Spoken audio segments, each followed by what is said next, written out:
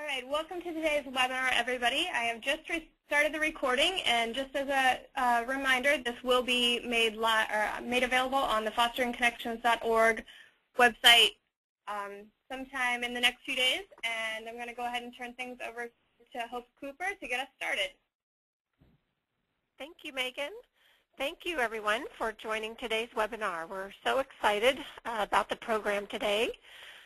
It's 1 o'clock Eastern Time, and we're scheduled for a 2-hour webinar. We have tremendous interest in today's topic. I think nearly 300 individuals are registered and signing on. So thank you so much for joining and for your interest, and a special thanks to the speakers today. Their names should be in front of you on the screen. We'll do introductions here shortly, but we're so delighted to have such leading experts to talk about family teaming practice today and how these practices and models are helping to promote better outcomes for children all across the country. So we look forward to hearing from these individuals about the background of their models, some of the important frameworks that guide their practice, and very importantly about how these are implemented on the ground in communities and helping to drive improved outcomes. So thank you. And Megan, do you want to take us to the next slide? I'm going to take just a moment here to look at the agenda for the next couple of hours. I will take 1 minute to familiarize everyone with the features of the webinar and how to submit a question. I'll talk just very briefly about the fosteringconnections.org project, the host of today's webinar, and then quickly turn things over to Madeline Freundlich, who's going to moderate the agenda. And then we will take questions, hopefully at least 20 or possibly 30 minutes of questions towards the end of the program. So in front of you on your screen, next slide, Megan, you should have a toolbox on the right-hand side of the screen. It's easy to open and close it with those arrows that are on the top part of the toolbox, or the arrows pointing. If you want to just minimize it and have full access to the screen, please do that. Or if you'd like to keep it open, you're welcome to do that.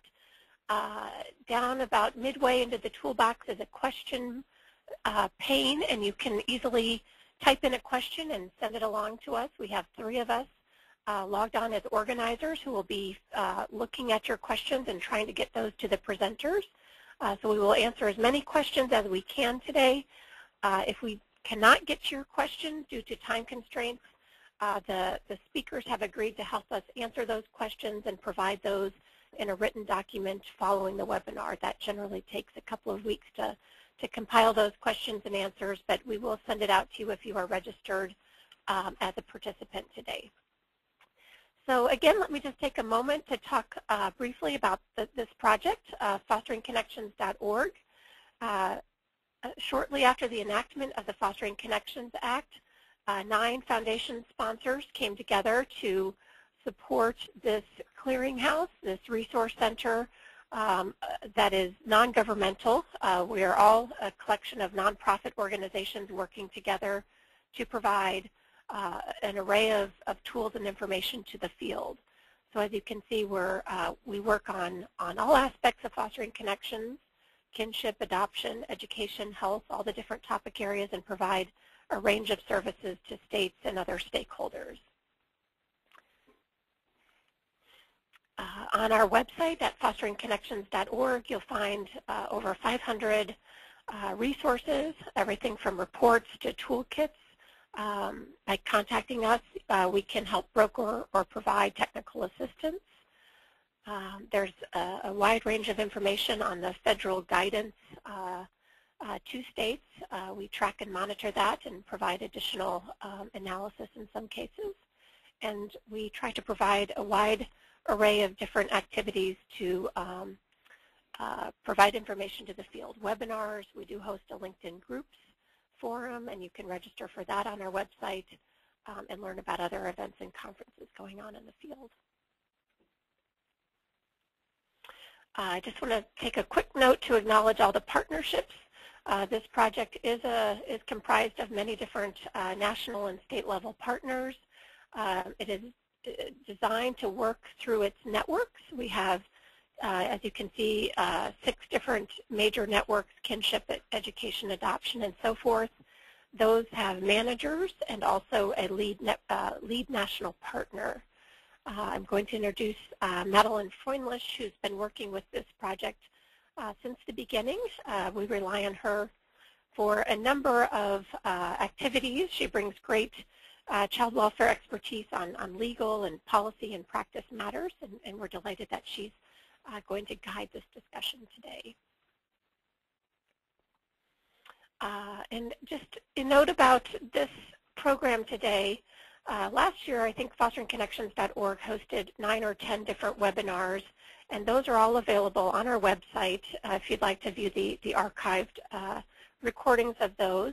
And most of those were focused very specifically on state policy implementation matters and some fiscal issues related to implementing certain provisions.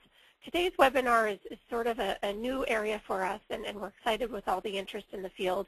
But it's really taking a look at this important and growing model practice area of family teaming, and to really learn from the experts about the teaming models and to understand its link as a tool and a vehicle for promoting the outcomes identified in the Fostering Connections Act. So we're very excited about this discussion today, which will really take us into a lot of different practice issues and certainly generate a lot of important questions that we really hope help implementers in the field to take the Fostering Connections Act further and further into its meeting its goals of improving outcomes for children and families. So we're very delighted to have this program today. So with that, I just want to quickly, again, acknowledge and thank the participating speakers who bring tremendous leadership and knowledge and experience to child welfare, and particularly to this family teaming issue. We're going to hear first, we have 3 different sets of speakers, and we'll hear first from the family teaming practice leaders, Lauren Fry and Mary Luce Arling.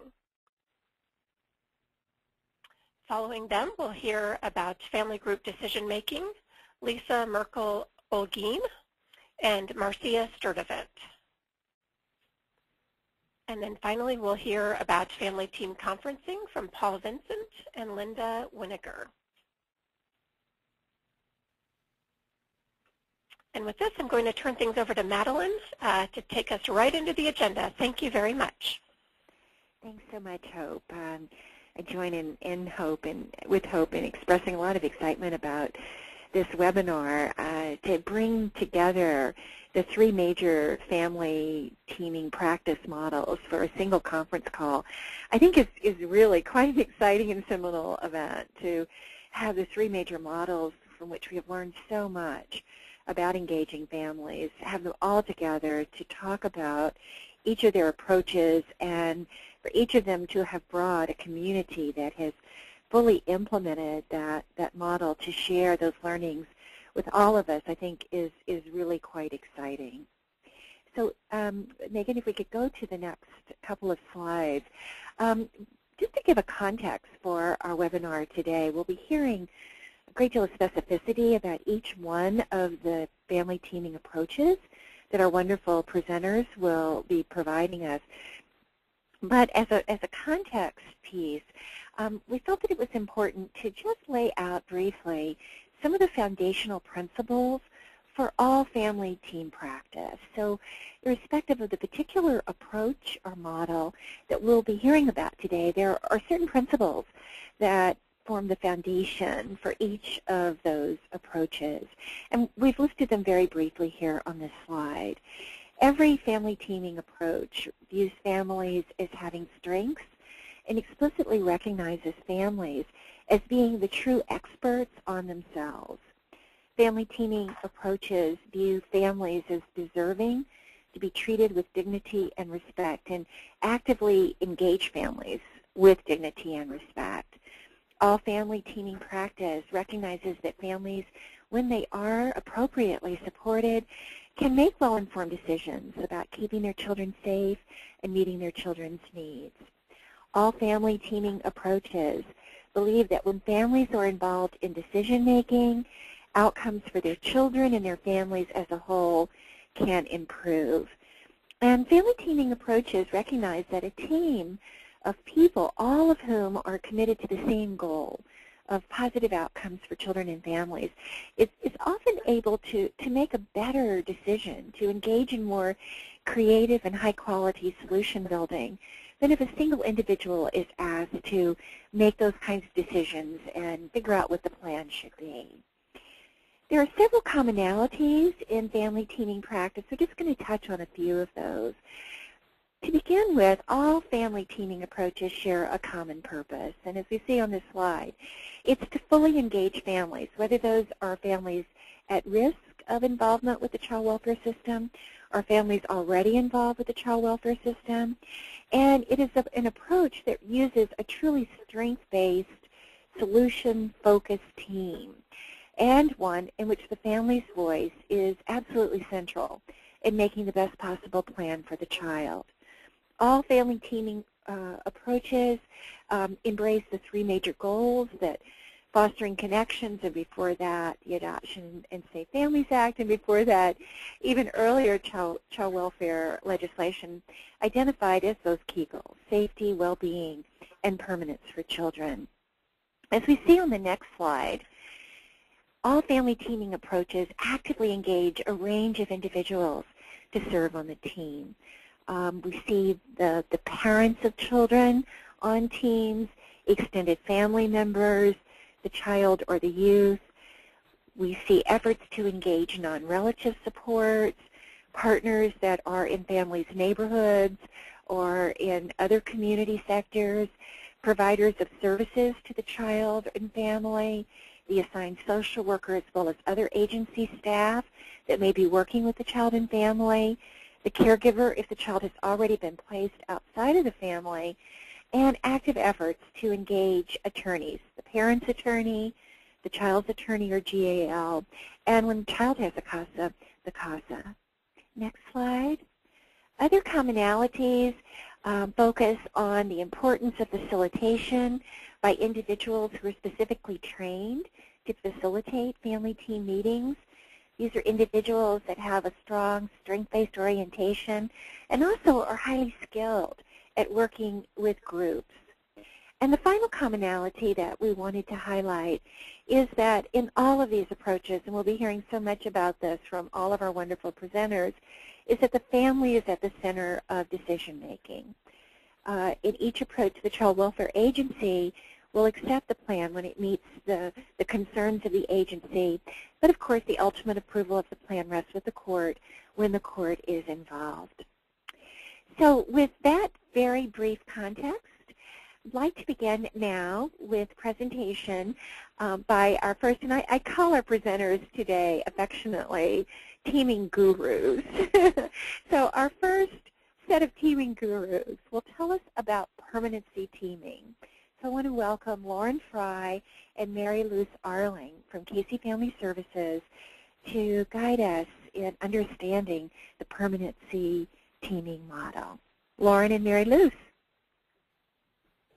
Good afternoon, everyone. This is Lauren, and I'm going to start us off this afternoon by talking a little bit about the overview and the purpose and outcomes of the family teaming model that we're using here at Casey Family Services, and then briefly refer to the evidence and the results that we've seen so far. And then I'm going to hand it off to Mary Luce, my co-presenter, who's a social worker in our Massachusetts division, and she's going to bring some of the core features that we've decided to highlight today about our model, really bring them to light in her work with Wanda, who is a 16-year-old youth. So the first screen up here is talking a little bit about the youth that Casey Family Services is serving when we use our permanency teaming model. We're actually serving about 350 or more youth across our 8 direct service divisions in 7 states. And we're serving those youth and the families who are part of their lives and who come to be a part of their lives through this model. And primarily the group that we serve is a treatment foster care population of youth. Our agency's been moving from providing really high-quality long-term foster care services to permanency services. And we've started to implement this model back in 2004 with this particular population primarily. And that population is youth that exhibit permanency challenges. 60% of them are 9 years and older. 22% of them have an APLA goal. So that tells you that when they came to us, there was not even a plan for them to exit to either reunification with their birth families or to relatives or to adoption. So there's a lot of work that goes into even converting that goal to a legal permanency direction. 73% of the youth had more than 3 pre-Casey foster care placements, and 54% of this population had a failed family reunification. They also exhibit a variety of special needs, 20% with multiple abuse and neglect designations, 49% with multiple psychiatric diagnoses, 63% with intensive treatment history, and 42% with special education. Next slide, please. I'm going to talk about some of the purpose and expected outcomes of the model. We can move to the next slide. This is sort of the core slide here, the Casey Permanency Planning Logic Model, which is the next slide. It's our core slide that identifies the components in our model, as well as the assumptions and some of the short-term outcomes and long-term outcomes. You see that the primary assumptions that we're working on here are around collaboration, that it's our goal to convene a team of people that are centered around that youth, important to the youth, and that are going to help that youth lead to improved permanence and well-being outcomes. And over the course of the use of the teaming model, responsibility is a key assumption, that as the permanency planning progresses for this youth, we're gradually shifting the responsibility for this youth's safety, permanency, and well-being from the agency and the professional staff to the permanent parent, with the goal being that we're assuming and working towards permanence, legal family permanence for kids to exit the foster care system either by reunifying with their birth parents, guardianship with relatives, or adoption. And you can see under the component list on this slide that in permanency teaming, the permanency teaming component of our full permanency planning model is really sort of the overarching and initial component here. The teaming both convenes a youth-centered process, a family-focused process that really becomes the primary vehicle for all case planning and decision-making. It doesn't happen just at key points or at one point in time, but it really happens sequentially throughout the entire casework process, and it becomes the vehicle for all case planning and decision-making. It also really assures that all of these other components that are so essential to this youth's life really get implemented, and it tracks the momentum of that implementation over time. So the other really key components here in our model are the clinical case management, which is making sure that we're providing coordinated therapeutic and concrete services towards all aspects of safety, permanency, and well-being for this youth. Family search and engagement, the identification of disengaged family members, locating them, bringing them into the process, and reconnecting them to be part of the case planning and decision-making, as well as to be part of the youth's life. Specialized recruitment. There are some youth who are not going to be able to be returned and be reunified with birth parents or reconnected to relatives, and will need some targeted and child-specific strategies around recruiting other families to come into their life, as well as trauma-informed interventions, the coordination of evidence-based and therapeutic activities that really help this young person to manage and heal their trauma. And the case advocacy piece, advocating for legal permanence so we can exit this youth from the system and they don't continue in that APLA, another planned permanent living arrangement, capacity, and run the risk of aging out of foster care. And permanency preparation, a really key one that's orchestrated by the team, but helping to make sure that both the youth and the family are really ready for family membership and connectedness. In other words, helping to assure the fact that whatever permanency is attained is really sustained through the process, which again links to the post-permanency services, optimizing the support for this youth and family beyond the teaming process. So moving on to the evidence and results, you can move through that next slide of evidence results and right into the evaluation information. The youth participation, inclusion of all members of the team is such an essential element here. And in the evaluation that we've been doing since 2004 in this model, it really looks at inclusion as an essential element, where youth over the age of 12 attended 91% of their meetings. In terms of family involvement, 77% of the teams involved birth family members, 100% of the teams involved foster family members. And remember here our population, so primarily the kids are being referred to us, they are all in foster care. And so we have to often go through a fairly active family search and engagement process to even locate some birth family members and bring them into the process. And in terms of shared decision-making, 100% of the youth said that they had a say. Two other really important populations here are birth families and state workers. Also, 100% of those two groups said they had a say in the planning. And 79% of all participants agreed that the plan addressed all of their concerns. Moving to the next slide, again, is about the teaming quality. Here, 94% of team participants say the plans that emerge from the team provide for the youth safety, 95% provide for legal permanence, 98% provide for a lifelong family relationship, and 95% for emotional security for that youth.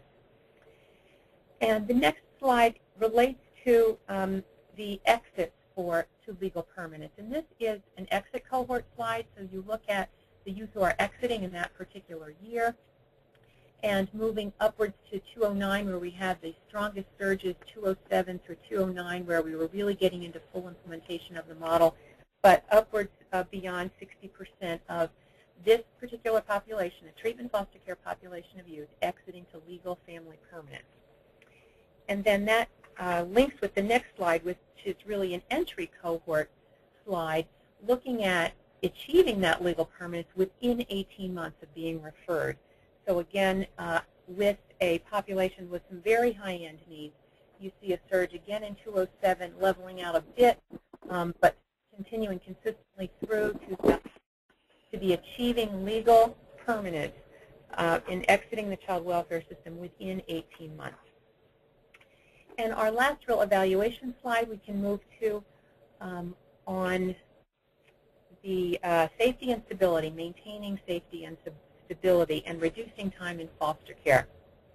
You can see, as we change to the next slide here, that while we were implementing this model, we were maintaining that youth safety and stability, no change in abuse and neglect substantiations against foster parents, no change in frequency of placement changes while they were in care, no change in the percent of youth exiting to more restrictive settings, nor changes in high school graduation rate. And a very strong statistic is that youth exiting have spent less time in foster care consistently, from spending 5.6 years in 2004 to only 2.5 years in 2009.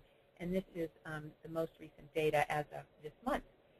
So this last slide is just our plans to continue moving ahead with the model in an evidence-based practice. And through the rest of this year in 2011 and into 2012, moving on to the comparative outcome study, identifying similar populations of youth in other locations, some of whom will get the Casey Family Services model and some another model, and continue the evaluation of the outcomes for our model. So I'm going to I've been talking quickly, I know, because I want to move us through to being able to hear about some of the core features of the model and how they really come to light in the life of Wanda, who is a young woman that Mary Luce, my co-presenter, worked with. And so if you move past this placeholder slide of core features to the next slide that lists the 5 core features we're going to touch on today.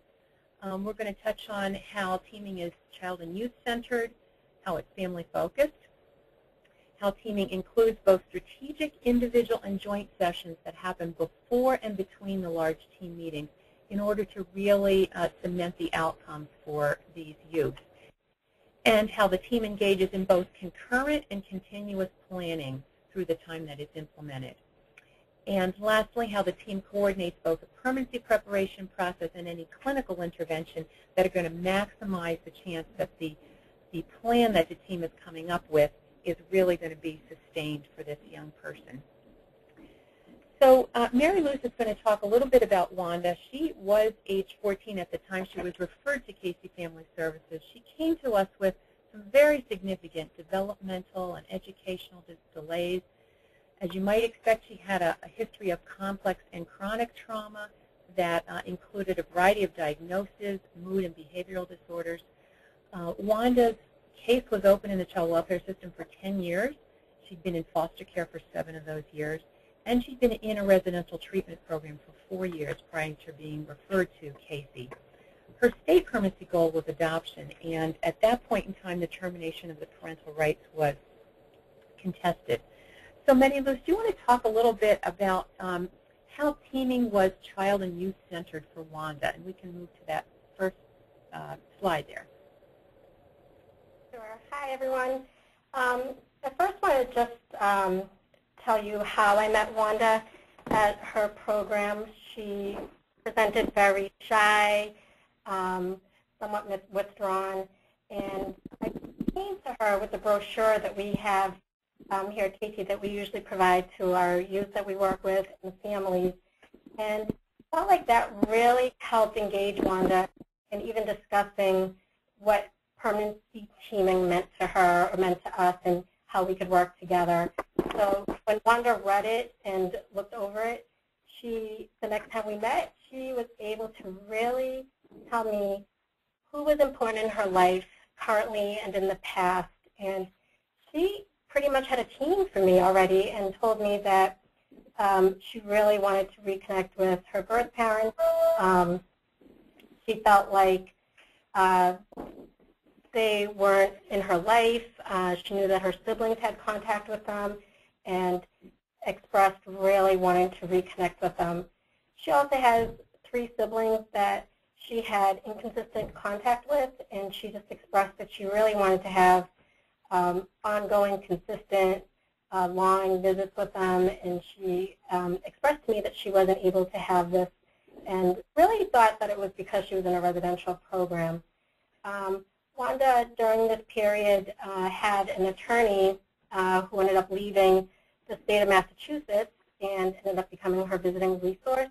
So she identified her as a very important person in her life who has had ongoing contact with her and really knew Wanda and her history, and she just felt really comfortable with this attorney. She also identified attorneys that were currently on her caseload. She felt like it was important for them to be present in the teaming as teaming members. Wanda, since she was in the program for 4 years, made some really strong connections with some of the staff.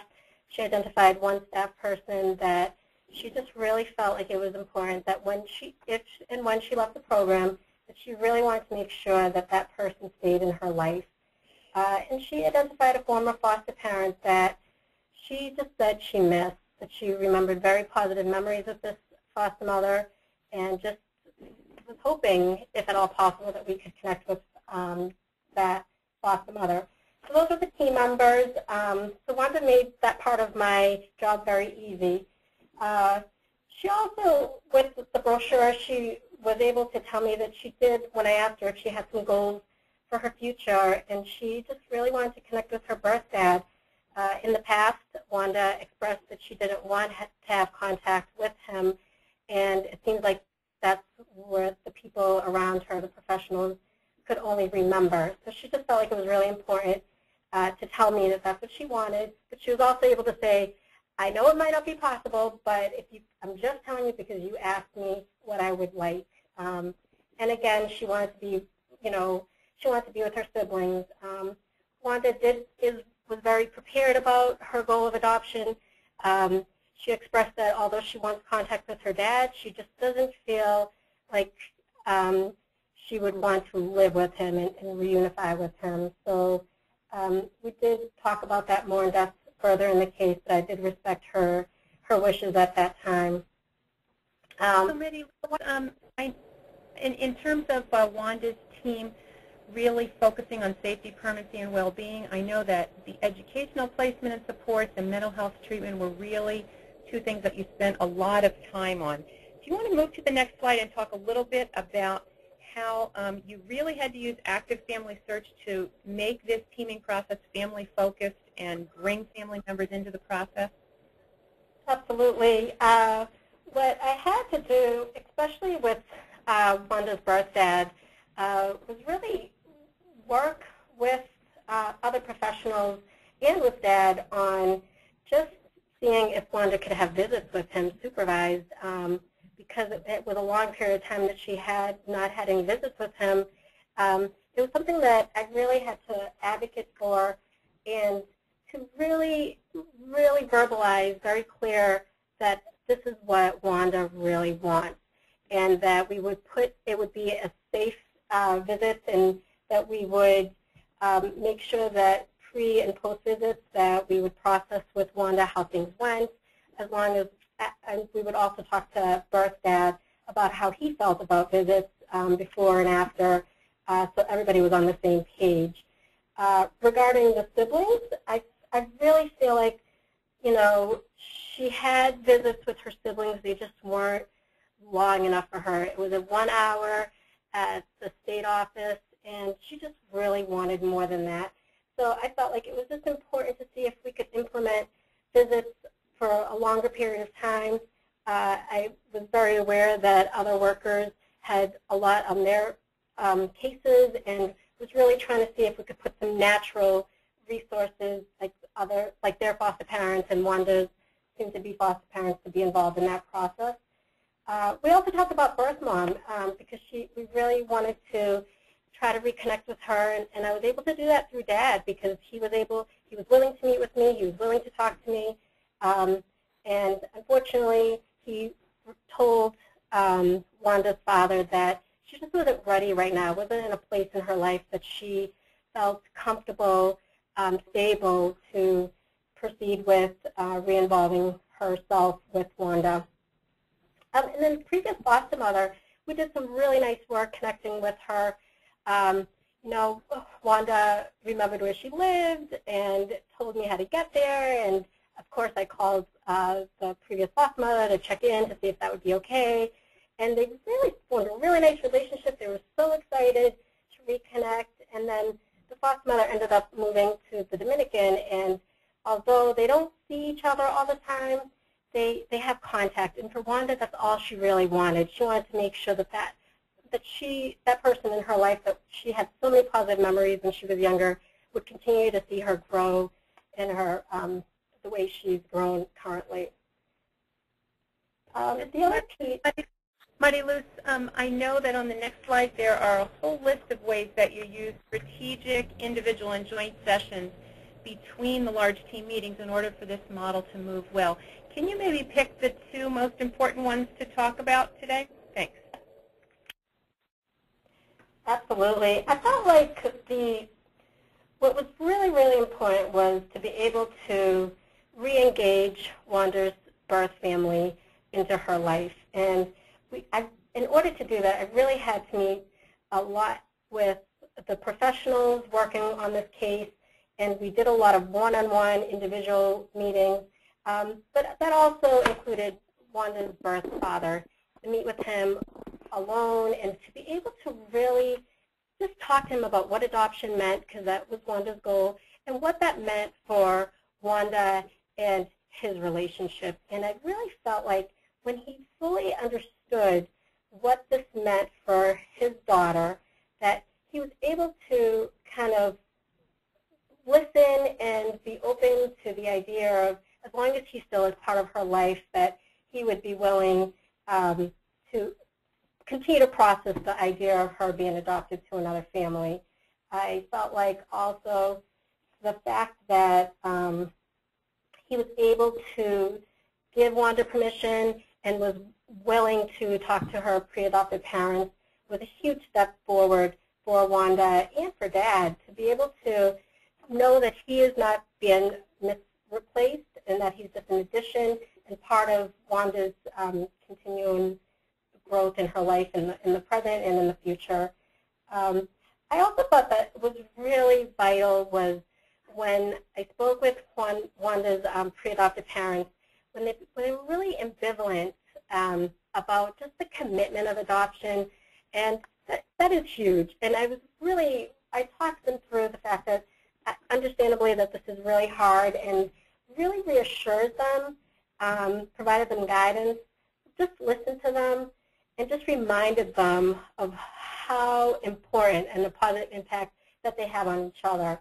And really looked at solutions on how to deal with some of the barriers and the intense crisis that came along with this case. And the family and Wanda and the birth family just seemed really receptive to this. And so the next slide about the concurrent and continuous planning, we can move to that one. And the team planning was continuous in that the service plan was used to guide the meetings to address safety, permanency, and well-being for Wanda through the entire process. And the continuous piece of it meant that the momentum was going to be sustained in those team meetings until the legal adoption occurred. Mary Lou, can you just quickly address how this process was also concurrent? Absolutely. When I spoke with Dad, we talked about reunification, and Dad, when we were talking about it, was after, these weren't short conversations, they were very long, in-depth. We really talked about Wanda when she was younger, when she did live with Dad, and he was able to verbalize just some of the struggles that he went through, some really positive memories that he had with his children. And after he heard about how Wanda was doing and how she was progressing in her education and mental health needs, he was really able to kind of just relax and just be able to take a fresh breath of air and see that, oh my goodness, his daughter's doing really well, knowing that he would still have a relationship with her. He really was comforted knowing that as a team that we were really looking at an approach that everyone's involved, and just because Wanda gets adopted to another family doesn't mean that he is no longer part of her family, and that was really important for him. Wanda also expressed to me she just really, really wanted to reconnect with her family, but she worded it to me kind of like, I want to have contact, I want to visit them, I definitely want them to know, how I'm doing, and I want to know how they're doing. I don't think I want to live with them. And, I reassured Wanda that that was okay, and that we can explore her goal of adoption, which we did with her current foster parents, now pre-adopted parents. And during the ambivalent stage of the foster parents, and when they were first getting to know Wanda, we also did some concurrent planning on really doing some specialized media recruitment for other adoptive families for Wanda, because we wanted to make sure that we weren't just taking one path, and if it didn't work, she'd be 16, 17 years old, and we'd be like, uh-oh, we have to now start recruiting for her. We really wanted to make sure that we covered both paths, so if something didn't work, which clearly we were hoping that Wanda's foster family would become pre-adoptive family and would adopt, but just in case that didn't happen, we wanted to make sure that we had another plan for her so she wouldn't be lingering in the system with no lifelong connections. Thanks a lot, Mary Lou. I know, as you can see, there's a whole lot more that we could say about Wanda, but we're at time, and I just want to draw attention of the participants to the rest of the PowerPoint. The next slide really talks about how the team was used to coordinate the permanency prep and clinical treatment, and we did load some of those tools up onto the webinar so you can benefit from those at a future time. And just to mention that this spring will come a number of things for this model and for Wanda. Wanda will be adopted this spring. Our permanency teaming model will be moving towards being evidence-based practice this spring. And there are a couple of strengths and challenges to our model here from a frontline practice point of view that you can see some quotes about on the rest of our PowerPoint. And just to highlight and connect it to the legislation, I think you can see the examples in this model of the involvement of relatives, the intensive family finding that had to happen, the sibling connections, how important it was to preserve the bond with siblings, educational stability for Wanda, and helping Wanda to leave care permanently through adoption, since she was not able to leave care permanently through reunification, but importantly continuing to keep her birth family connected to her. So I'll segue back to you, Madeline. I thank both of you, both Lauren and Mary Luce, for such a wonderful presentation on permanency teaming, both in helping us understand the model and how it works, but also bringing it to such beautiful light with Wanda's case. I do want to encourage our participants in the webinar to feel free to send in questions for Lauren and for Mary Luce. We will be going through all of the models, the different models, but then we do reserve time at the end, and we will be collecting questions. So as questions come to mind as our wonderful presenters are talking about their various approaches, just shoot us under that little chat box, shoot us some questions, and we will be posing them to our presenters once we hear from everyone. So just want to encourage you to do that. So thanks again to Lauren and Mary Luce for a really wonderful presentation. So moving to our next set of teaming gurus, we're going to hear from Lisa Merkel-Olguin from the American Humane Association and Marcia Sturdivant with Allegheny County, Pennsylvania. So Lisa and Marcia, I'll turn the presentation over to you. Well, thank you so much, Madeline. This is Lisa Merkel-Holguin with the American Humane Association. I'll be kicking us off, but then trying to transition as quickly as possible to Marcia, who has been doing this work on the ground for probably over a decade, and she has so much to share with you. But I thought what I would do from the American Humane Association is present a bit of a context and a bit of grounding. First of all, just a little bit about the American Humane Association. We are, since 1877, have been around, and we have been at the forefront of every major advancement of in protecting children, pets, and farm animals from abuse and neglect. And currently today, we play a leading role in understanding the human-animal interaction and its role in society.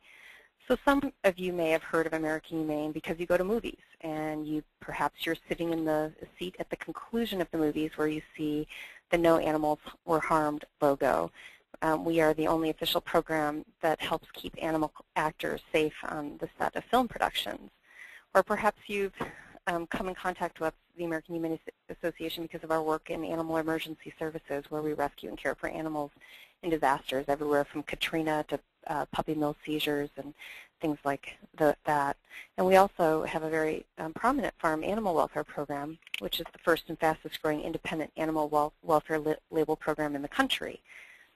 But today, I have a great opportunity to tell you about some of the work that our Child Welfare Department has been doing, especially in the past decade.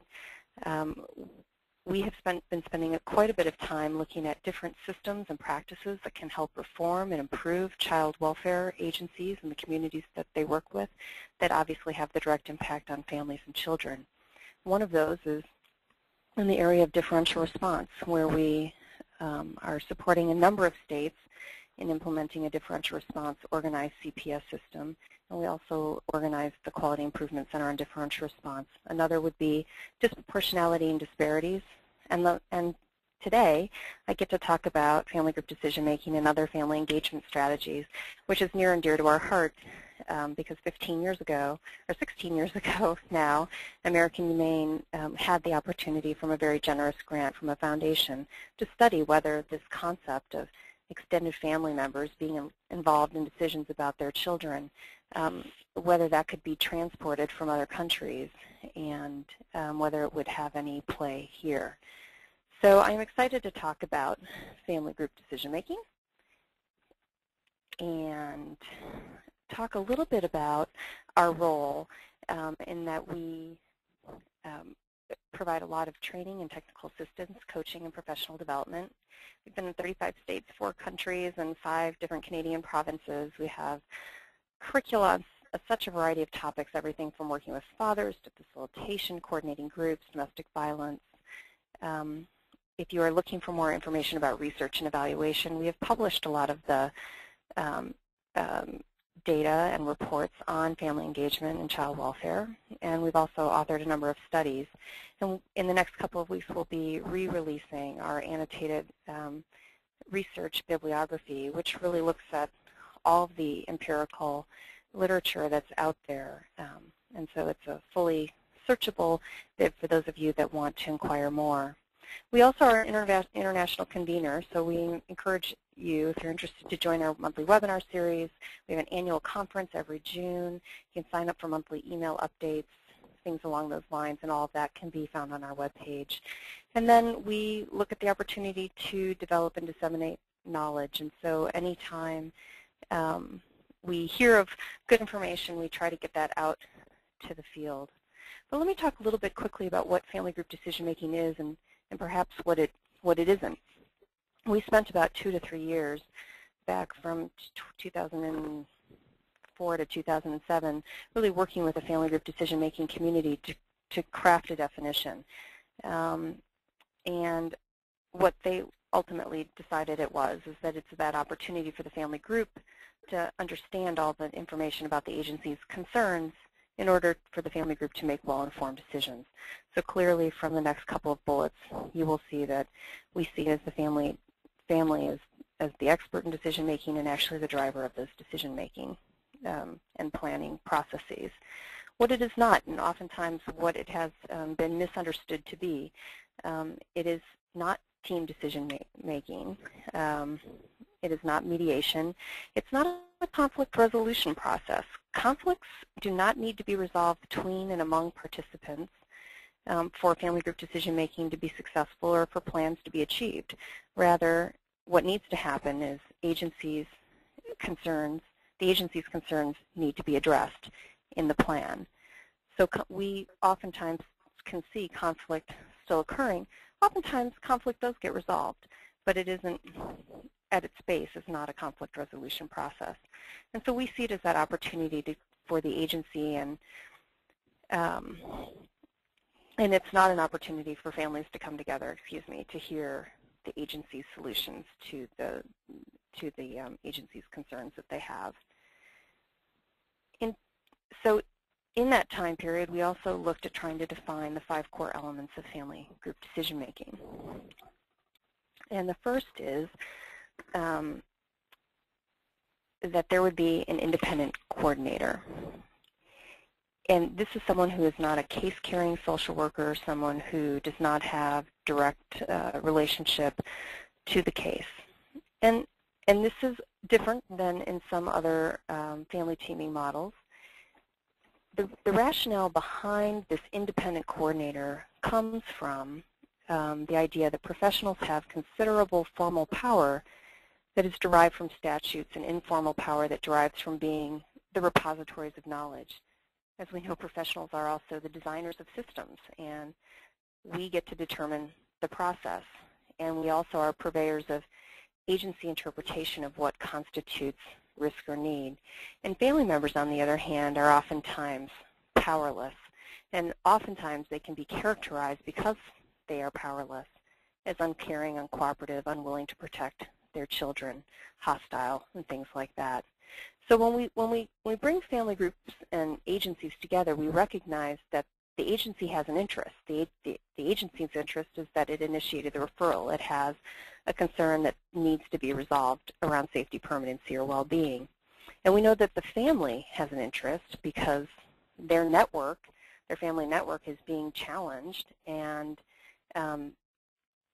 if things don't get resolved, we have cases like Wanda where we have an ongoing intervention in the life of the family, or even the alienation of a child or children within the family system. And so because of these vested interests, the kind of the historical context of where this independent coordinator comes from is that neither of those groups should coordinate the family meeting. And instead, an independent coordinator perhaps is better able to understand, recognize, and address the subtle power issues that exist between families and agencies. We also see the family group as a key decision-making partner. My co-presenters before me really talked so eloquently about the importance of family finding and asking family who's part of their family and dedicating time and resources to finding them, and really casting the net as wide as possible. And that's another core element. Private family time, where families, after agencies, professionals have shared the concerns with the family, families are afforded the opportunity to meet on their own, to work through that information that they've heard, and to formulate initial responses and plans, which then brings us to point 4, so that they come back together, they present that initial information. And so when the plan meets the agency concerns, preference is given to the plan that's developed by the family over any other possible plan. And point 5 is, I think, the one that we all struggle with in all teaming approaches, and it's something that was, when you look at the history of a family group conferencing in New Zealand, you see that services and resources were really embedded into their legislation and kind of their construct, so that when families, in partnership with agencies, are creating plans, the services and resources that families need are available to overcome the concerns that were presenting themselves. We'll go to the next slide quickly, and just to say that we have a family involvement continuum, and on one side of the continuum, it's with families having the strongest voice in decision-making, and the other side is system voices in decision-making. So you have everything from families leading the decision to families not being even included in meetings or forums where decisions are made about their children. And then there's everything in between. What I would just say is that we've recently created some guidelines on family group decision-making, another 2-year process that involved people from around the globe to really think through the nuances of practice as well as policy and system change. And we would just invite you and encourage you to look at those, peruse those at your, if it's of interest to you, because I think there are so many nuances of what practice looks like on the ground that really helps people reflect on where is our family teaming approach in this continuum. And sometimes I think what we have seen, at least what we've heard, is that the guidelines have helped people really kind of push the envelope a little more to look at practices in such a way that position families perhaps in a bit more of a leadership role. Quickly looking at prevalence, family group decision-making was legislated in New Zealand through the Family Group Conference in both child welfare and youth justice, child welfare and youth justice cases in 1989. And we saw it really hit our shores in 1991. But I think I'd be remiss not to say that when we think about what these processes do and how they are structured, I think many people in tribal communities and Native communities, Aboriginal communities in Canada and Native communities in the U.S. would say that they have been doing this work for way before 1989 or 1991, when it was embraced in our traditional child welfare systems. So I think there are some very clear roots to this type of work that lead us back to those communities and other communities as well. We saw so many other states in 1994 embarking on this work, trying to embed it within systems, and as you'll see, a lot of activity between 1995 and 2009 in Canada. And we've also seen the ebbs and flows, the communities that have gotten started but have stopped. And I think part of why we're seeing that, and I'm sure Marcia will talk about this a little bit, although it probably has not been as much of a struggle in her community, is that this is a system reform. This is about changing systems. This is not a practice or a program that gets added into existing orthodox, traditional, paternalistic systems of practice. And so you have to make changes at administrative, supervisory, worker, and then levels, as well as all sorts of other relationships within the community and with the judicial and legal community also have to change. And I think when it's oftentimes seen as the lone social worker trying to do family group decision making is oftentimes when it doesn't succeed. So we've seen ebbs and flows, but today from our count, we're seeing probably family group decision making in some form being implemented in about 35 states. And I think it's important to note that it's also happening around the world in over 22 countries. And that was a survey that was undertaken probably in about 2007 or so by Dr. Gail Burford out of the University of Vermont.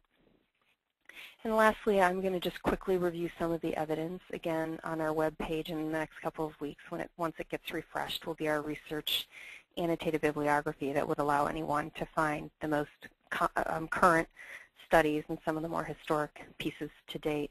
But I think what we know is that children's involvement and participation varies, that some of the studies show that family group conferencing really does increase the involvement of fathers and paternal relatives. That finding comes specifically out of Washington State from many years back. Oftentimes, social workers, once they take the leap of faith to partner with families in this way, as well as service providers, they are overwhelmingly satisfied with the process and sharing not only their power but their worry with the family group. Social worker rates of referral fluctuate, and I think that speaks more to the fact that these are not mandatory processes in this country or really in any community. They do rely on social workers believing in or agencies setting up referral processes that encourage workers to refer and share decision-making with families. We have seen in some cases that there is a little concern about who gets referred for family meetings. In some very multi-ethnic and cultural communities, we saw a disproportionate number of white families who were referred in comparison to minority families. So I think social worker as the gatekeeper is a really critical issue for us to consider in the decade to come. And we know that from 3 studies that we're seeing some cost neutrality and savings from family groups. Lastly, if I could just talk quickly about some of the outcomes that come from a variety of different studies. And let me just say that there is less research at this juncture that has come out between 2004 to current day. We are, of course, excited about the research that's happening in the Family Connection grants that were awarded about, I think, a year and a half ago now, that are happening around the country. And so we're hopeful that those studies will give us more information and that we can grow and learn from as a community. So a lot of the data that I'm going to present to you is from about anywhere from 1995 to one study in 2008. So around safety, we're looking. There was a reduction in child maltreatment and domestic violence for families that participated in a family group conference. And we saw there are a number of studies that showed reductions in re-abuse rates compared to kids that did not receive a family group conference. A couple of those findings come out of the Newfoundland and Labrador study in Canada. When we think about permanency and timely decisions, in Texas, children who had a family group conference were better adjusted in relative homes.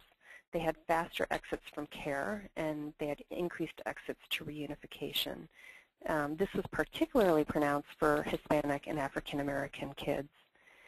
In Nebraska, we saw in a study that used a comparison group that children who had a family group conference that occurred within 30 days were more likely to be with relatives or parents than randomly selected children who were not offered a family group conference.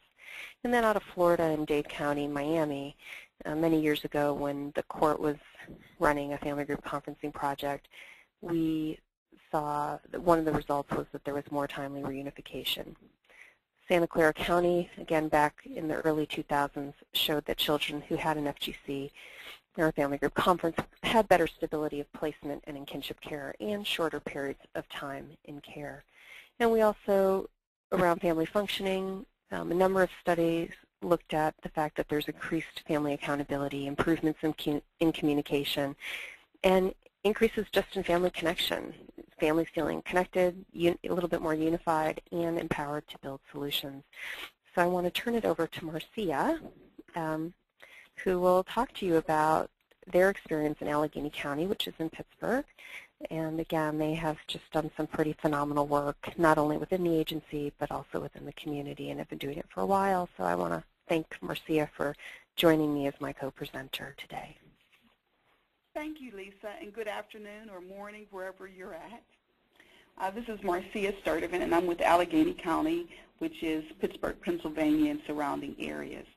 I thought that I would just go over briefly what we had to do to implement Family Group, talk a little bit about what we have seen in terms of outcomes, and some specifics about how to implement Family Group in your own communities.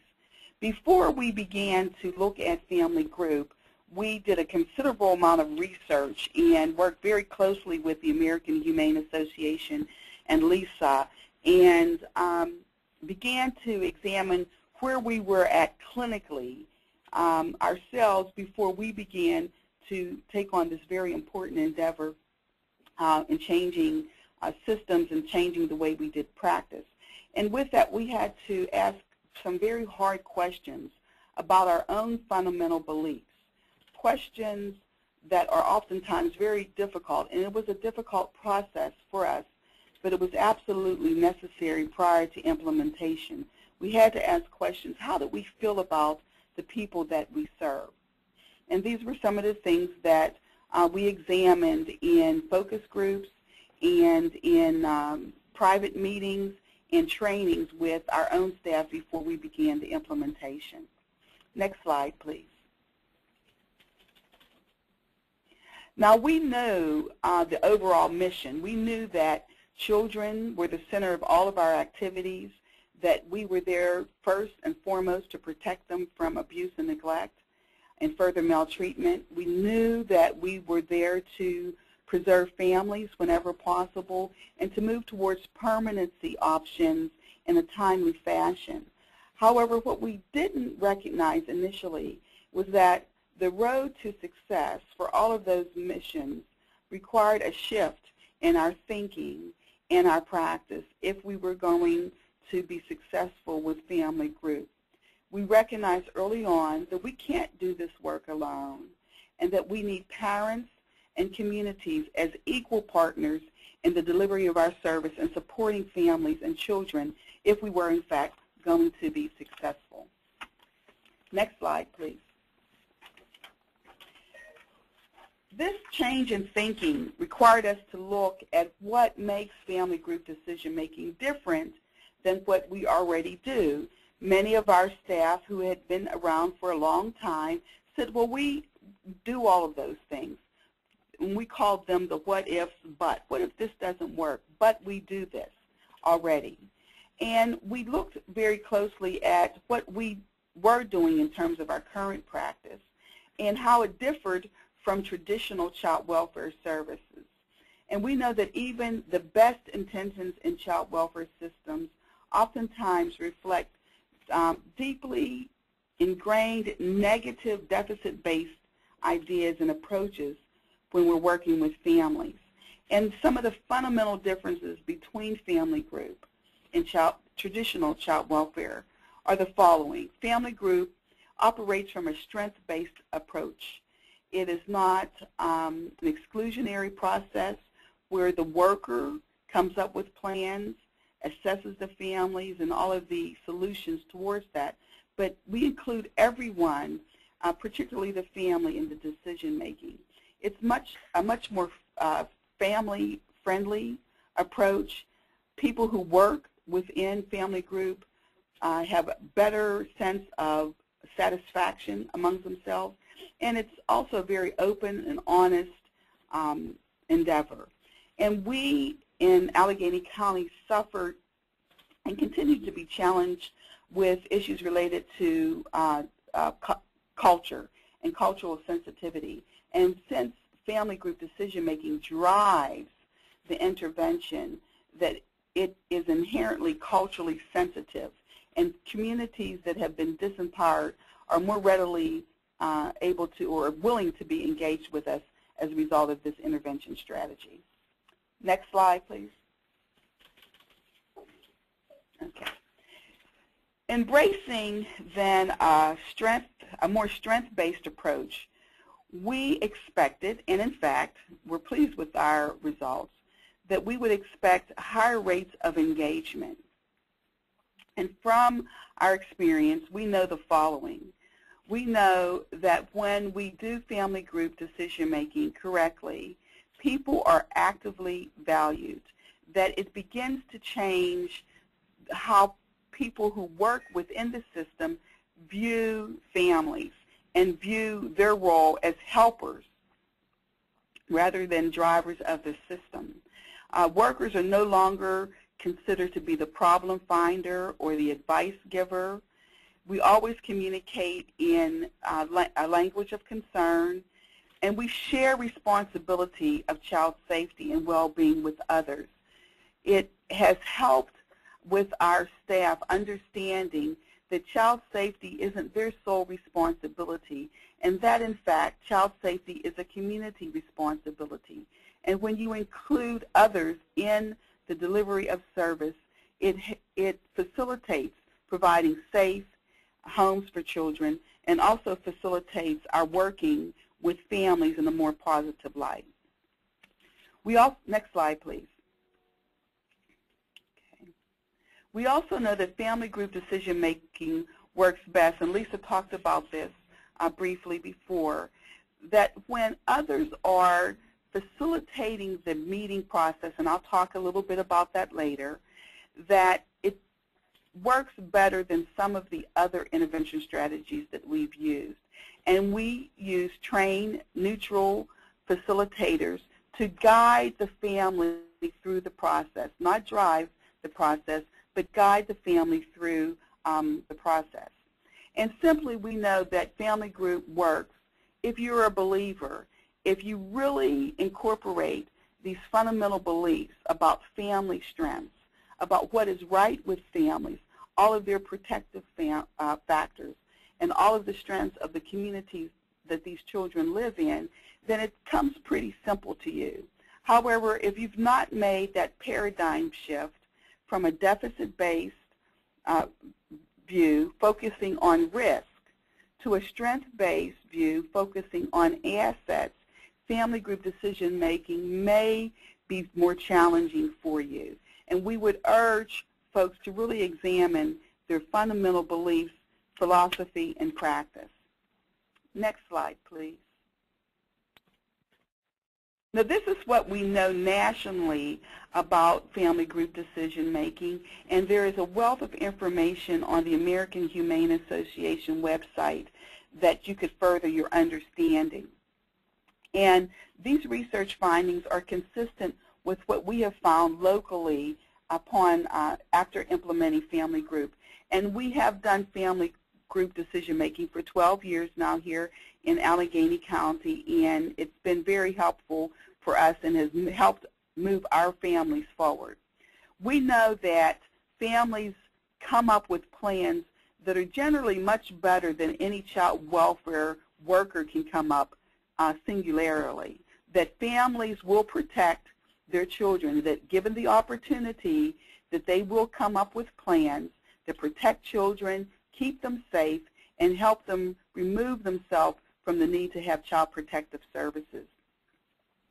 Our ability to increase kinship care has been enhanced through family group decision-making because clearly families will often identify family members other than birth parents who are able to provide safe homes for children, and because of that they're more readily able or willing, rather, to care for children outside of the birth family unit.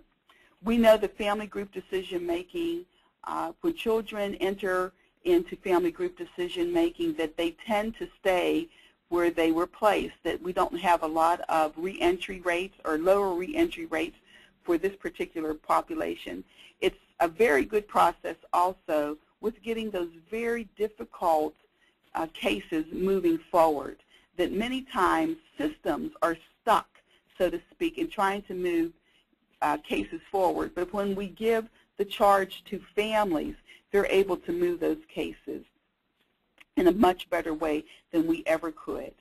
We also have found that for families of color who have traditionally been alienated within child welfare systems, that when we engage them in family group decision making, because it is consistent with many of their own cultural patterns, that they are engaged with us much more readily. And everyone simply is happier, and they have a higher sense of satisfaction once they are involved in family group decision making. Next slide, please.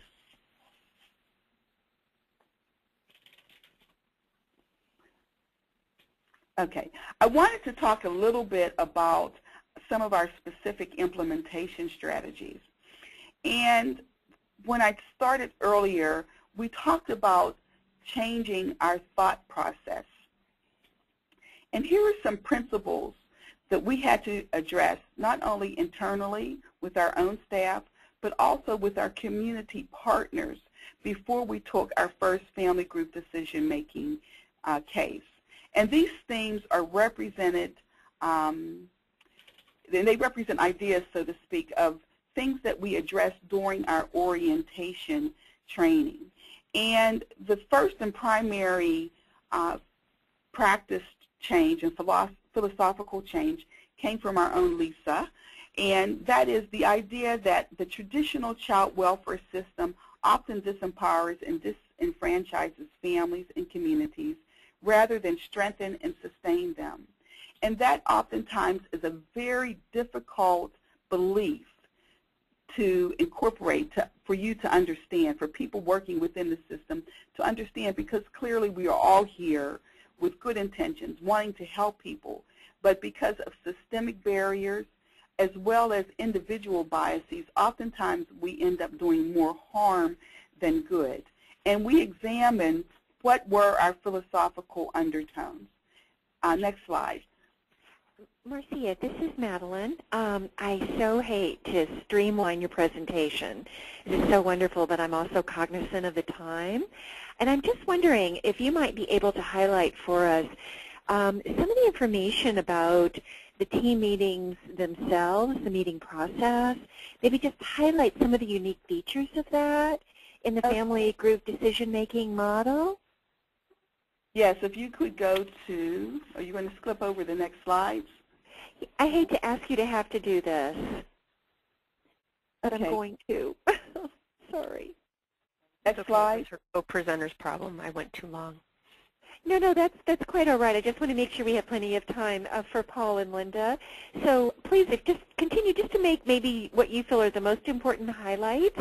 I just want to give everybody sufficient time. Thank you so much. We also talked about paternalism, what that meant, and following our own evaluation of ourselves, we committed to the following paradigm shift, that families have to be the architect of their own services, and that children have the right to see their parents as the power in their lives. Next slide, please. And these are the basic values and beliefs that I think we should have an understanding of now that Lisa talked about earlier. Could you go to the next slide, please? Next slide, please.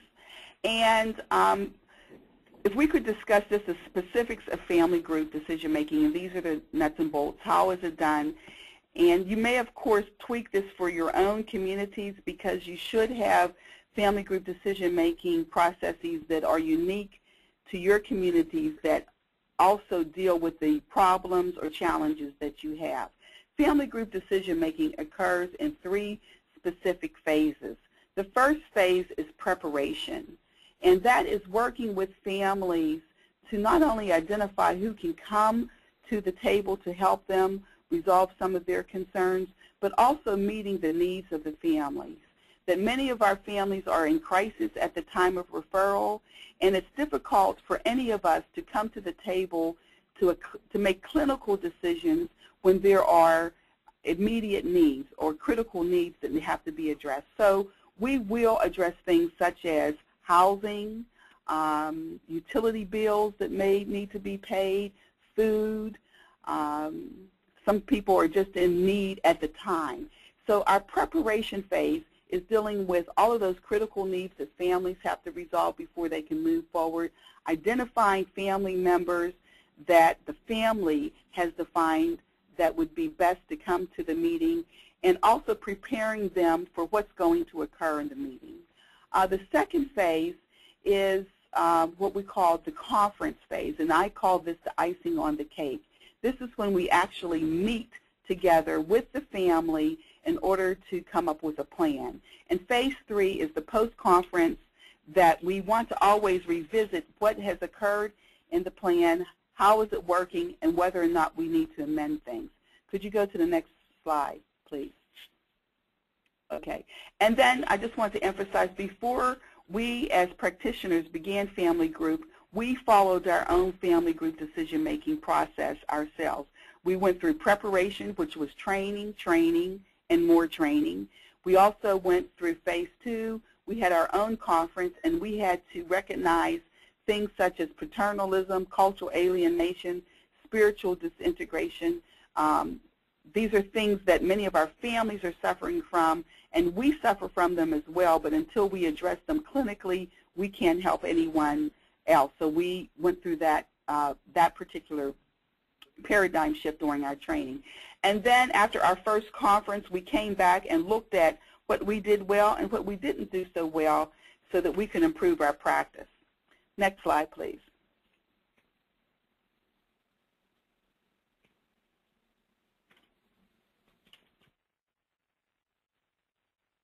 That's not my slide.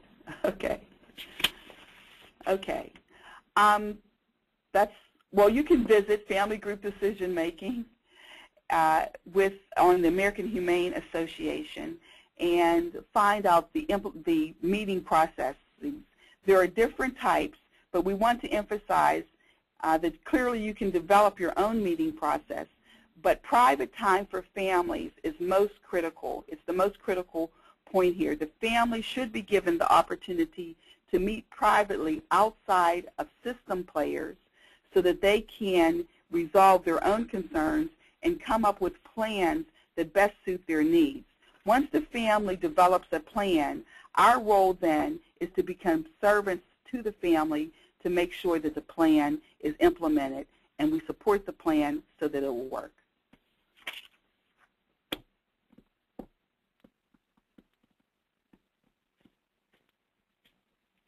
Okay, that concludes my section.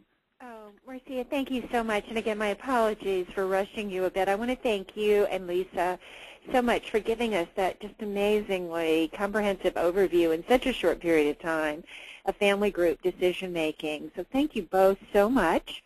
And we will move now to our third set of teaming gurus, as I like to call them, Paul Vincent and Linda Whittinger, who will be talking with us about family team conferencing. So Paul and Linda. Hi, everyone. I think you've heard a number of similarities in the approaches to teaming that have been described so far, and you'll continue to hear those similarities echoed in our discussion.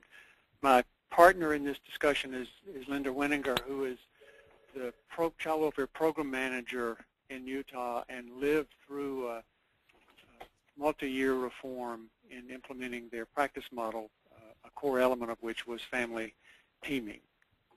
Just a little bit about the history of the evolution of this particular teaming model. If you'll permit a little personal information, in the 90s I was Alabama's child welfare director during a period of class action litigation, and a part of that settlement agreement consisted of about 40 principles of best practice from child welfare and mental health literature at the time. And those principles led to a number of implementation strategies, at the core of which was what the settlement agreement expressed as a right for all children and families, which was the right to a strengths and needs-based individualized plan crafted by the family's own team. And that was required of every child in the system. And in trying to determine how to implement a right as expansive as that within the time frames permitted, we had looked at a number of other settings at the time, particularly, which I'll get to in a minute, the evolving wraparound process, which was in some of its earlier days. And what we concluded was that there was no way to ensure that all planning occurred in a child and family team unless we developed an entire workforce that could support that expectation. That reform and its principle base was really a very early, if not one of the earliest, child welfare practice model, those 40 principles. And I think one, if you'll go to the next slide, one thing that's a little different about, if you'll go back one slide, one thing that's a little unique about this process is that it's a core element of a larger model of practice that looks at systemic culture change.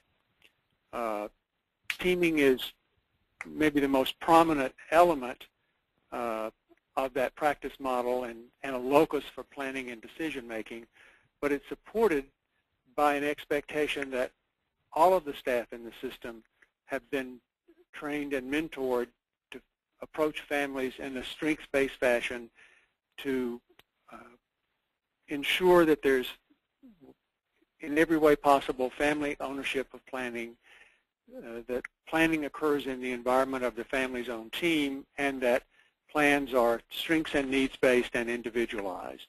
And that drove the implementation of the settlement agreement in Alabama.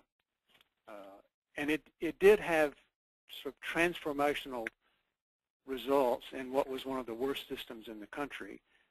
Not only the teaming process, but the cultural change that happened there when you had a consistent workforce that viewed families through the same lens, not a more modest group of specially trained individuals. Over time, we saw numbers of kids entering care go down, length of stay go down, fewer placement changes, significant reductions in the placement of kids in residential and congregate settings. And that experience launched the growth of family team conferences or meetings, which began when the Child Welfare Group was formed. We're a nonprofit technical assistance organization right now working in about 8 states in the country doing a variety of supportive activities, including practice model development, curriculum development, training, increasingly a lot of hands-on coaching with real families, and a good bit of evaluation work using a tool called the Qualitative Service Review process, which looks at the actual quality of the work that's being done. So it's the family teaming in this context is a core element of a larger model of practice that assumes an across-the-board culture change in practice. The decision to have the primary caseworker facilitate most team meetings, and that assumes that they were all trained, which they were, was that we couldn't have enough full-time facilitators to create and manage a team for every child and family in the system. And it turned out practically to work relatively effectively with most workers. The teaming process supports the crucial role played by the four major elements of practice, which are engagement, assessing, planning, and service coordination. Teaming is the locus for many of those activities to occur, but not unique. It serves both planning and decision-making role, and it has as one of its goals to create a sustainable team that will continue to support the family over time once the formal system had exited their involvement in the family life. it's provided to, the goal is that family teaming would be provided to all families served by the system, those whose children are still living at home and those whose children are out of home care. And that process will begin with the earliest contacts with the family and follow them as a planning and decision-making tool with a consistent team throughout their involvement in the system. It sets as a value, which you've heard in the other discussions, the expectation that significant decisions and plans and changes will be decided within the family team. Among the things that are particularly critical about the approach to teaming we use, and it has that in common with the other models and to some extent, is we expect that for their first meetings that there is face-to-face preparation of each family, that they get a preview of what their first meeting will be like. They get a chance to think through their role in the process, to identify the individuals they would like to have on their team, and to begin thinking about their objectives for their involvement with the system. It's not considered a successful approach unless it adheres to the principle of family involvement, nothing about me without me. There is, as you've heard in other models, a strong emphasis on the family voice, which we emphasize in the facilitation process itself, which I'll mention to you in a minute. Team members are usually, based on the family's guidance, consist of their informal supports, professionals, including teachers who play a key role in the lives of most kids who are school-aged, and where relevant and possible, legal partners.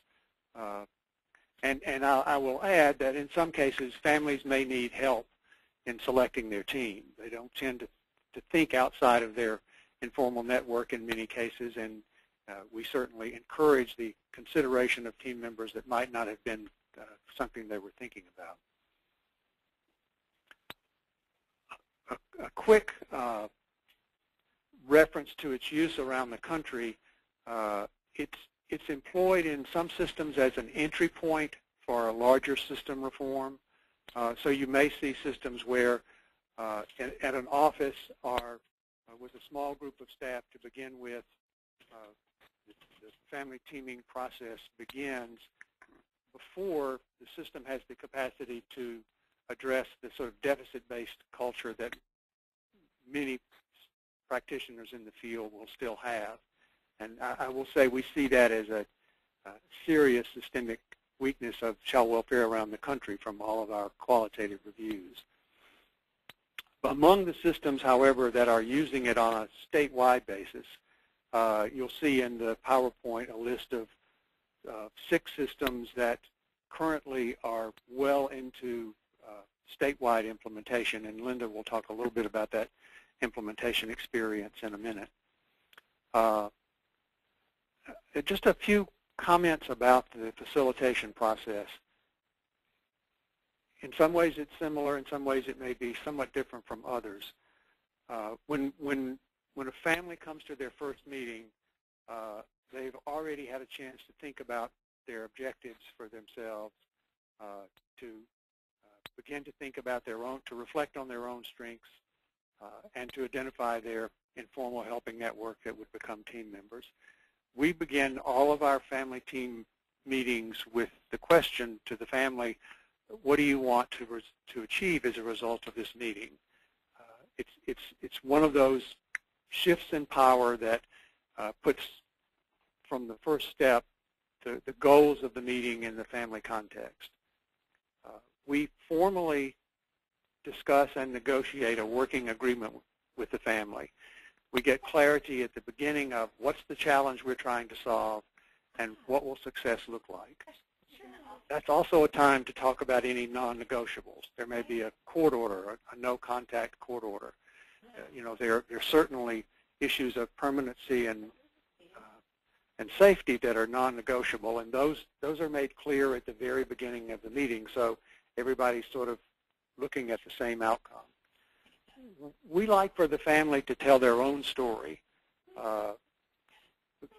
The family preparation meeting helps them structure that to some extent, but it's another way to balance the power in the room if the family gets to tell their own narrative about how they got involved in the system. That's not to say that other team members can't contribute to that in discussing things that might not have been addressed to begin with, but we do see a shift in the family's perspective of their influence when they can their family narrative is not taken over by someone in the system. We get agreement on the goal and begin the identification of the underlying needs faced by the family. We set priorities about what issues we want to tackle first. There's a careful process of matching services to needs, so we don't jump to services, which is our tendency out of habit, but we match services individually to where there's agreement on the child and family needs. We clarify responsibility for meeting those needs, and at the end of the meeting, always ask the question, what could go wrong with this plan? I'll talk a little bit about some of the challenges we face before I let Linda talk for a little bit before we take questions. The biggest challenge is usually capacity building. Staff who master this role, whether it's a small number to begin with who will become coaches for the system, which is generally our first goal, to create other coaches and trainers, that capacity building process does not move instantly and is somewhat resource intensive in terms of technical assistance and supports. Another barrier that we don't see addressed very commonly in most states is the inflexibility of the service resources available. We have found when individualized plans are crafted with families, the conventional service array doesn't meet those needs very well, and the provider community often is not very flexible in tailoring their capacity to meet unique needs. And so we encourage a concurrent strategy to make contracts more flexible, to strengthen the use of flexible dollars so you can create unique plans for every child and family. And the other challenge, which I know we all of the models face, is fidelity.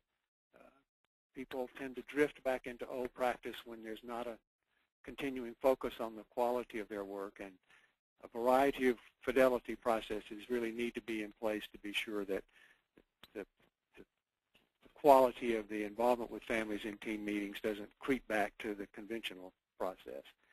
There is a tool we've used in about 20 states that, while it looks at all of the areas of practice that are important, focuses clearly on the family teaming process, and I think Linda will touch on that a little bit in Utah. And with a quick introduction, I'll say that Utah is a state that, in implementing a settlement agreement, created its own practice model, which they owned, developed training consistent with the practice model, teaming being at the heart of that training, and implemented their practice model statewide with enough effectiveness that they have exited court oversight. And if you know anything about litigation around the country, those settlements take a long time and don't end quickly. Utah, Alabama, and Hawaii are the three states that have most recently exited court oversight. All of them started with the practice model, and all of them had broad teaming as a way of planning and decision-making in all cases. So while a settlement agreement was the genesis of this process, its most expensive use now is outside of settlement agreement, so it's not required that the power of the court be behind this process. So Linda, you want to talk a little bit? I guess I need to unmute my mic, don't I? Want me to talk. Can you move to the through a couple more slides? Keep going. One more, right there, if you could stop right there. Thanks. I appreciate the opportunity to present about some of the things that Utah has done and is doing. Paul asked me to touch on several areas of actual where the rubber meets the road kinds of things, and how we've worked through the process of implementing teaming in the state of Utah. So I wanted to start first with how it works in the statewide system.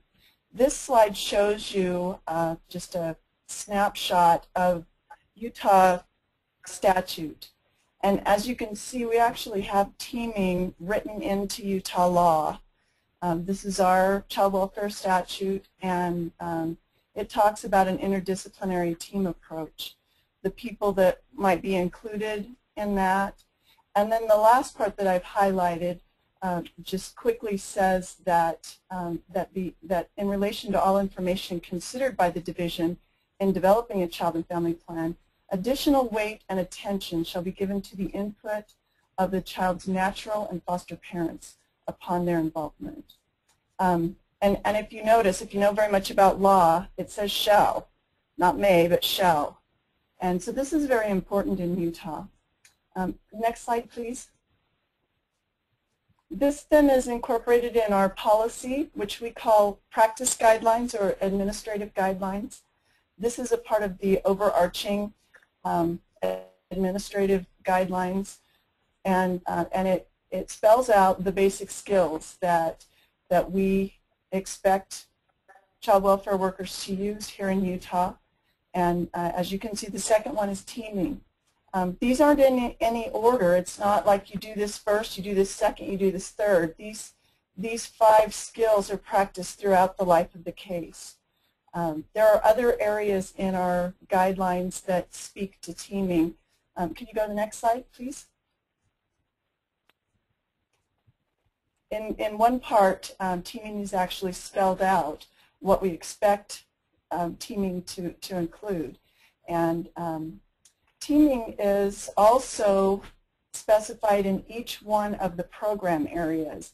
We expect teaming to occur right after an interaction occurs with a family, whether there's ongoing services or whether we just form a team so that we don't need to do ongoing services.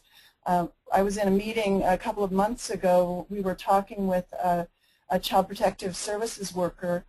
She was presenting to the committee, and we were talking about one of her specific cases and the way that she is helping families to do what they need to do without us being involved in their lives. And as she went through this dirty house where the children were obviously being neglected and she was worried about their safety, they were young children, she talked with the mother about the situation and what resources she might have. She found that there were actually 3 grandmothers involved with the children in this family, and she suggested that they all meet together as a group. And that happened. She actually, as part of that team meeting that occurred in the home, she walked those grandmothers through the home and showed them what these small children were being exposed to. And the grandmothers very quickly took up the responsibility of supporting the mother, getting her the help that she needed, and monitoring the situation so that they knew when she needed more help. The caseworker was able to close that case as supported, but not move that family into any kind of services with the division, but to turn that over to those 3 grandmothers that were very capable and very willing to support the mother and provide safety for those children. So we use teaming in all aspects of our work. We require teaming happen before a service plan is written and implemented. So within the first 45 days of an ongoing case, whether it's in-home or out-of-home, and then every time a service plan is rewritten, whether that's in 2 months or at the very most 6 months. So those team meetings need to be happening at those times. Could you go to the next slide? This is a graph of one of the data measures that we do, and it shows us we can actually pull this data, supervisors can pull data down to the worker level at any time that they want. This just shows you the change in the frequency of child and family team meetings. So this is looking at cases where the child and family team meeting had occurred in the last 6 months, and you can see that we're really close to 100% in 2010. Paul also asked me to talk a little bit about the initial resistance of the requirement to have team meetings.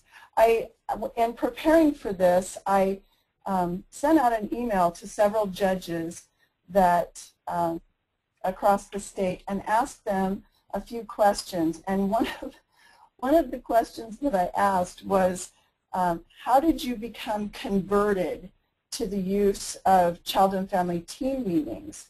And one of the judges wrote back, and his answer was, converted? That implies that there was a time when I did not think they were a good idea.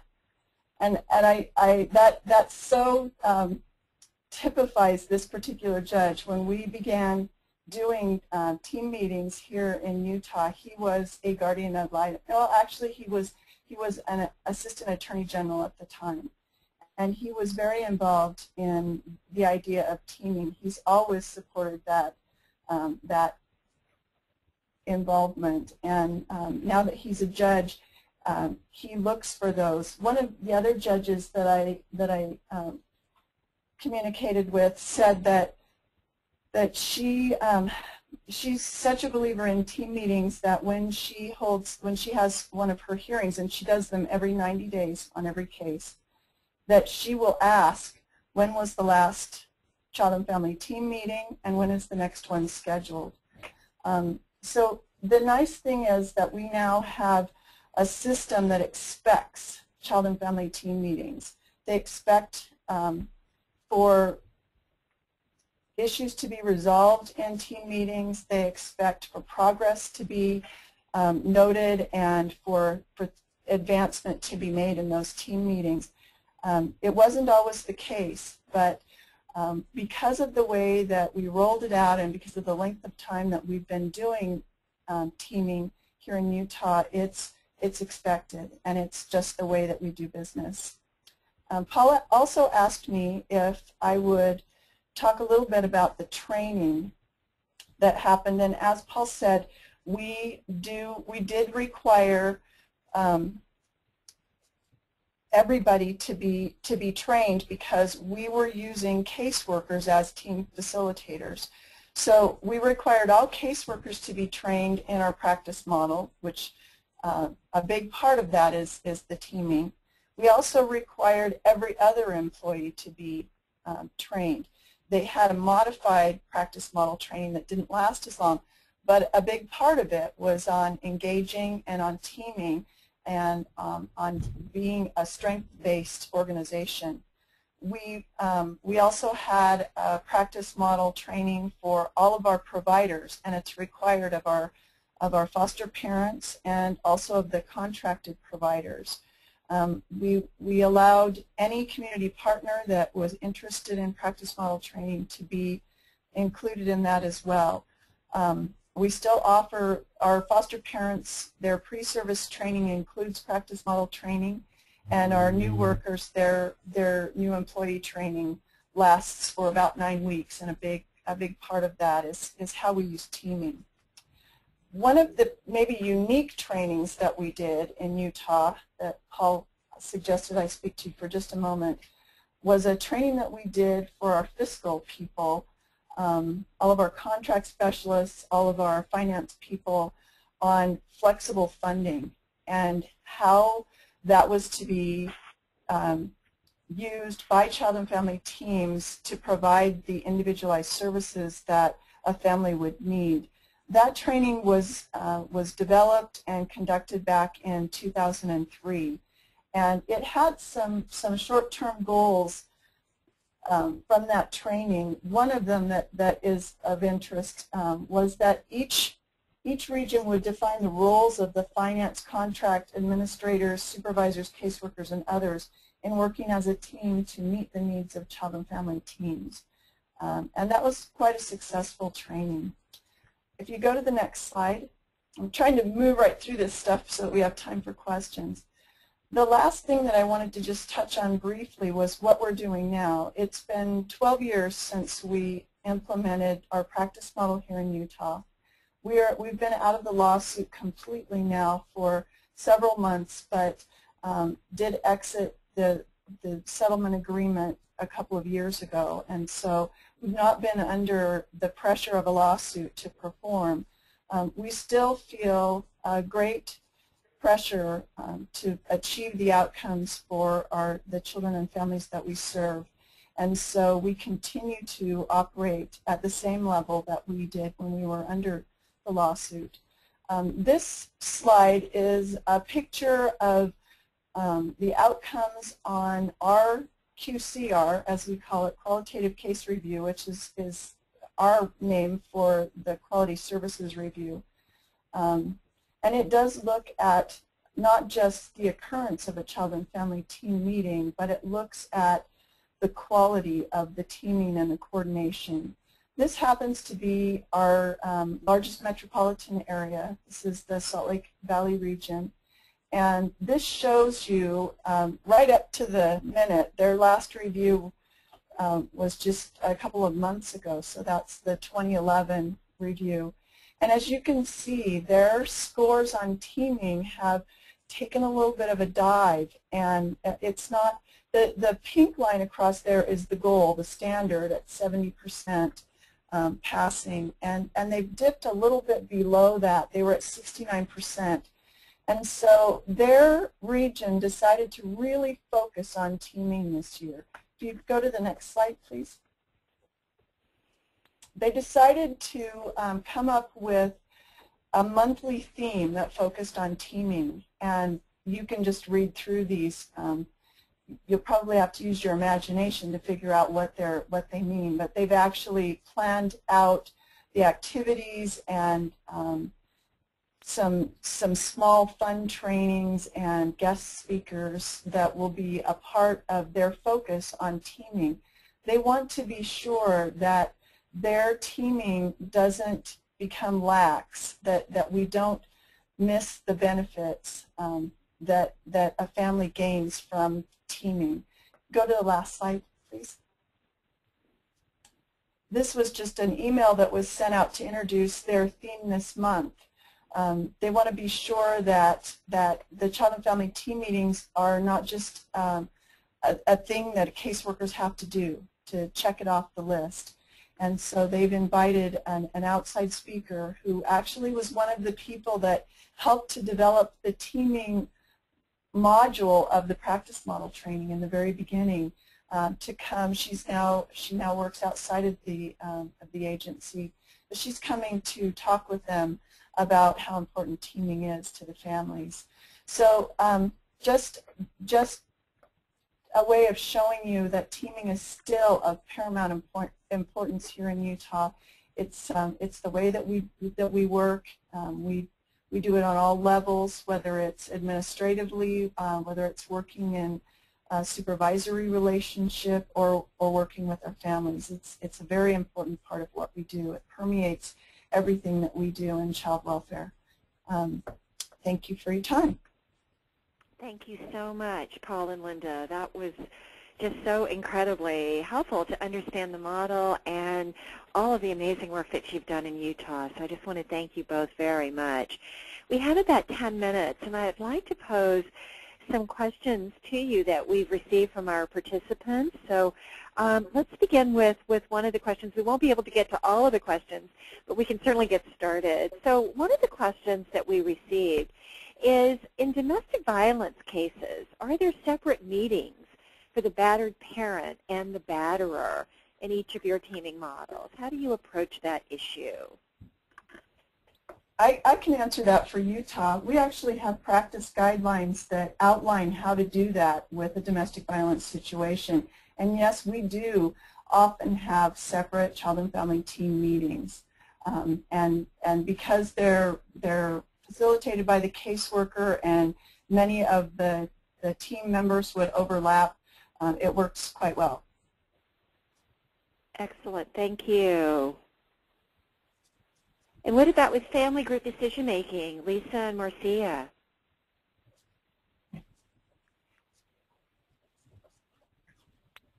Well,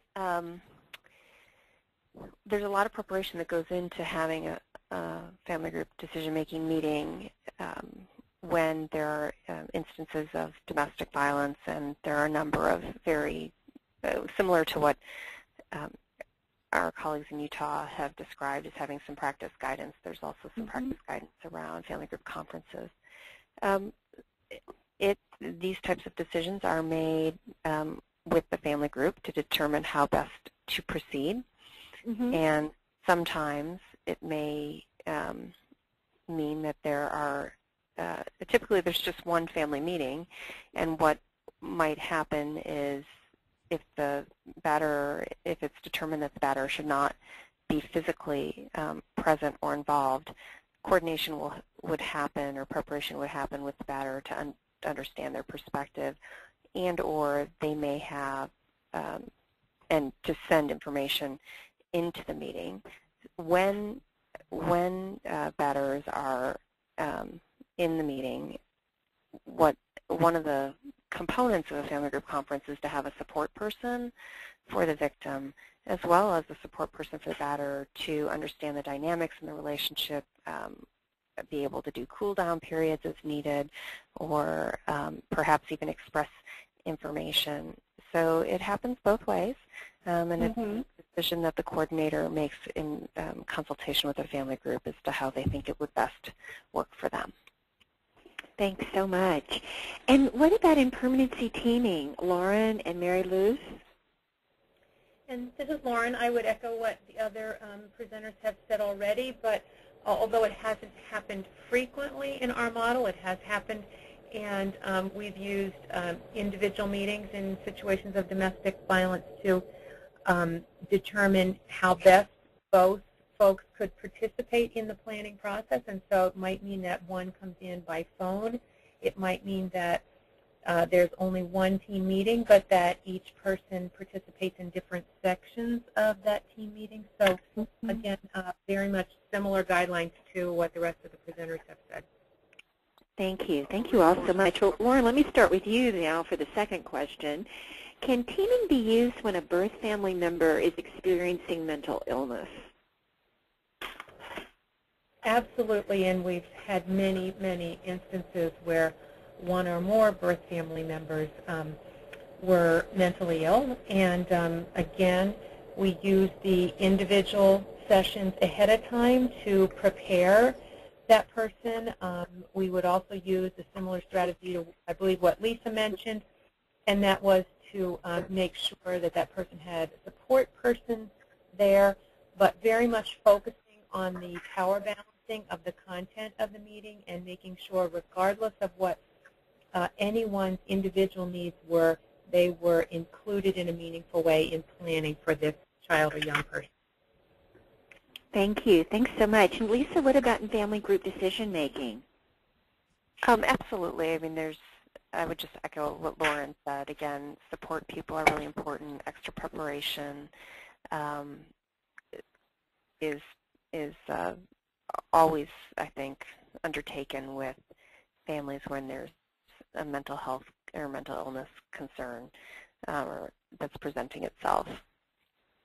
And, you know, we find that having support people there with folks, and sometimes the other thing that we've seen done in family group meetings is we have special information providers who come from the community and can articulate or explain a certain mental health issue to the broader family group so that they can better understand what oftentimes happens with whatever diagnosis or illness a person may have, so that they can perhaps intervene or operate differently or see triggers or understand what the triggers are for certain behaviors. And we've seen that actually be really, really successful in a lot of communities. Thank you. Thanks so much. And Linda and Paul. I think we view the involvement of family members who have mental illness the same, that there are safeguards and considerations, but the teaming can be as effective with their participation as with other families. Okay, great. Well, here's another question. If you have family in different areas of the country even, what technology can you use to include them all in a family team meeting?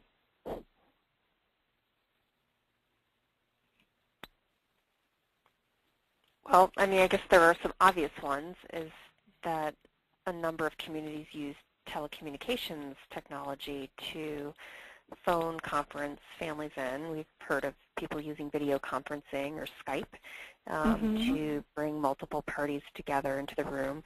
That doesn't come without some difficulties and challenges for the facilitator as well as for people, I think, on both sides of either a phone line or a computer screen.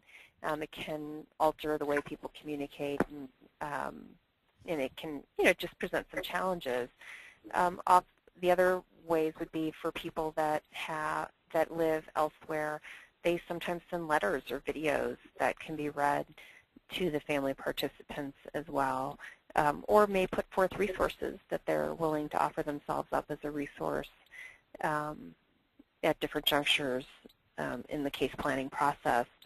Those are a couple of ideas, and then, of course, given the economic downturn, probably before that, there were a number of communities that would, if they identified through, intensive family finding and search that there was a very critical or pivotal family member who lived in another state, it was not uncommon for those communities to use whatever flexible funding they had to bring the families there, and then vice to the meeting, or vice versa.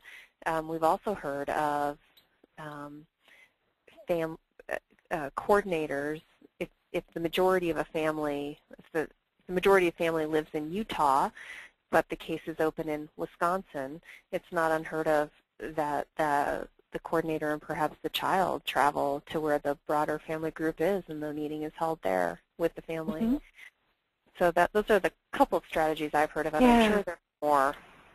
I'm not in the tech generation. And Lauren and Paul, Marcia and Mary Louise, do you want to add?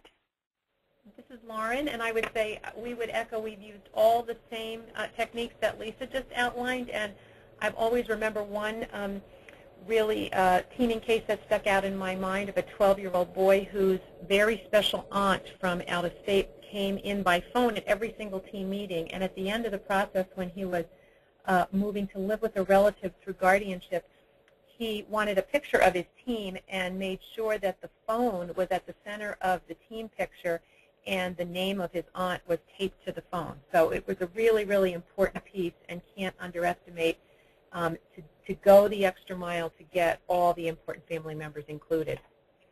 Excellent, thank you. And Paul and Linda, this is unfortunately going to be our last question that we can get to today. Well, what was described is consistent with my experience as well. Yeah, and I would just add that we try to take advantage of any time when families are together. So if we have a parent that's coming in for a court hearing from another state, then we would make sure that we have a child and family team meeting while that parent is in the state, or if they're visiting with the child or whatever, we would take advantage of those opportunities. Excellent. Well, we haven't been able to get to all of the questions, but as Hope mentioned at the beginning of this webinar, we will all be working together to respond to your questions.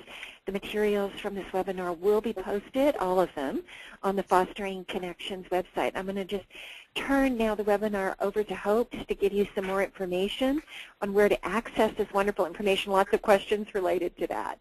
So Hope, turning it over to you. Thank you, Madeline, so much, and thank you to all of the presenters for the just amazing overview and presentation of examples and of your practice models. It was a wealth of information, and we are so grateful to you. At the FosteringConnections.org project, we really are a gathering place, and the whole benefit of this is being able to bring the expertise that you all offer to others throughout the country. So we are very, very grateful for your time and all the preparation, and for even in advance for answering some additional questions that we weren't able to get to today. Megan, you can just flip right here to the last slide. I know that so many of the questions are coming in, getting more and more specific about how a particular issue could be handled under a certain model or according to those practice guidelines. So there is contact information on this page for each of the presenters. And we got many, many questions about how to get a hold of these wonderful slides. I know we had to even skip over a few. These will be available at fosteringconnections.org. And don't worry, they'll show up in your inbox. We will, in several days, send out a note to each of you and include, point you right to where you can find the slides and a recorded audio. So one or two questions were how to bring the same presentation into your county or into your jurisdiction, and you could certainly do that. It'll be recorded and available that way. So thank you all so much. We know that this was of great interest. We've got some terrific questions and appreciate the wonderful materials. There are background materials also available on our website. We'll be sure to point you to those as well. So thank you, everyone. Enjoy your afternoon, and please do sign up again for additional webinars. If you're not receiving the email announcements about those, you can go to fosteringconnections.org and sign up for those notices. So thank you very much. Thank you.